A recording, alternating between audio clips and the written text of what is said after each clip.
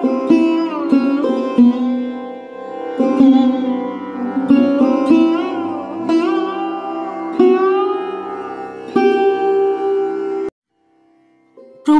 অমলপ্রাণা মাতাজির প্রবন্ধ রামকৃষ্ণ সংঘে স্বামী ব্রহ্মানন্দের অবদান থেকে নির্বাচিত অংশ, পত্রিকার 23তম বর্ষ, পঞ্চম সংখ্যা। কোনো জটিল সমস্যার মূলে প্রবিষ্ট হয়ে তার কারণ উদ্ধার করে সমাধানের উপায় নির্ধারণ করা স্বামী ব্রহ্মানন্দ মহারাজের সহজাত ছিল। কাশীর ঘটনা তা প্রমাণ করে। ওই কেন্দ্রে সাধুদের মধ্যে ভুল বোঝাবুঝির সৃষ্টি হয়ে এক জটিল পরিস্থিতির উদ্ভব হয়েছিল। মহারাজ সেখানে গিয়ে রাগারাগি বা যুক্তি বিচারের প্রচলিত পথে হাঁটলেন না, শুধু জপ ধ্যান করে যেতে থাকলেন। দেখা গেল এমন পরিবেশের সৃষ্টি হলো যে মহারাজকে কেন্দ্র করে সকলে জপ ধ্যানে সাধন ভজনে মেতে উঠলেন। এক আধ্যাত্মিক আবর্তের সৃষ্টি হলো। এমনকি কেউ কেউ বাইরে তপস্যায় যেতেও উৎসাহী হয়ে উঠলেন। এইভাবেই ওই কেন্দ্রের একটি বড় সমস্যার সুমীমাংসা হয়ে গেল। মহারাজ বুঝেছিলেন সমস্যার মূল কোথায়, তাই তাঁর অনন্য সাধারণ ব্যক্তিত্বের প্রভাবে পরিস্থিতিই পরিবর্তিত হল। মহারাজের মুখে বহুবার শোনা গেছে, মঠ ও মিশনের কোনো কেন্দ্রে আধ্যাত্মিক ক্ষেত্রে কোনো ত্রুটি হলেই তার প্রভাবে পারস্পরিক ভুল বোঝাবুঝির সূত্রপাত হয় আর পরিবেশ তার স্বাচ্ছন্দ্য হারায়। মহারাজের মানুষ চেনার ক্ষমতা ছিল অপরিসীম। কাকে দিয়ে কিভাবে কতটা কাজ করানো যাবে মহারাজ খুব ভালোভাবে বুঝতে পারতেন আর সেইভাবে তাকে পরিচালিত করতেন। এসবের মূলে ছিল সকলের প্রতি তার অগাধ ভালোবাসা আর সপ্রেম ব্যবহার। অনেকবার তিনি বলেছেন, ঠাকুর আমাদের প্রেম ভালোবাসা দিয়ে আবদ্ধ করেছিলেন।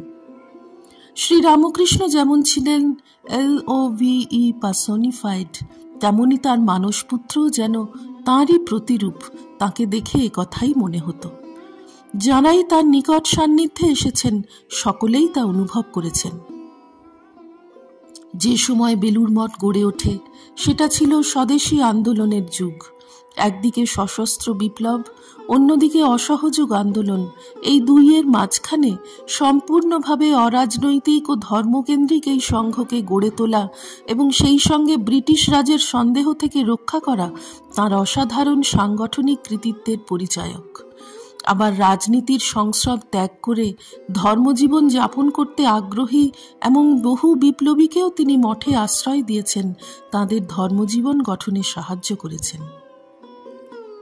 আবার জাগতিক নানা বিষয়েও ব্রহ্মানন্দজি মহারাজের দক্ষতা ছিল অসাধারণ। কুশলী আইনজ্ঞের মতো আইনের খুঁটিনাটি তিনি বুঝতেন। গৃহ নির্মাণের ব্যাপারে একজন সুদক্ষ ইঞ্জিনিয়ারের থেকে তার জ্ঞান কোনো অংশে কম ছিল না।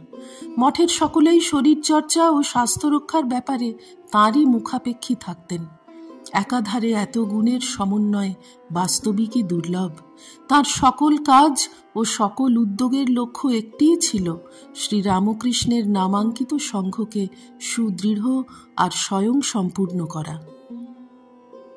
কর্ম যে উপাসনারই নামান্তর, সে কথা মহারাজ বারে বারে বলেছেন। বলতেন, ঠাকুরের কাজ জেনে তাঁর শরণাগত হয়ে কর্ম করলে চিত্ত শুদ্ধ হয়। সেই শুদ্ধ চিত্তে জপ ধ্যান ভালো জমে। তাই যারা নিষ্কামভাবে দীন দরিদ্র আর্তের সেবা করছে তাদের সেই কর্ম লক্ষ জপের সমান।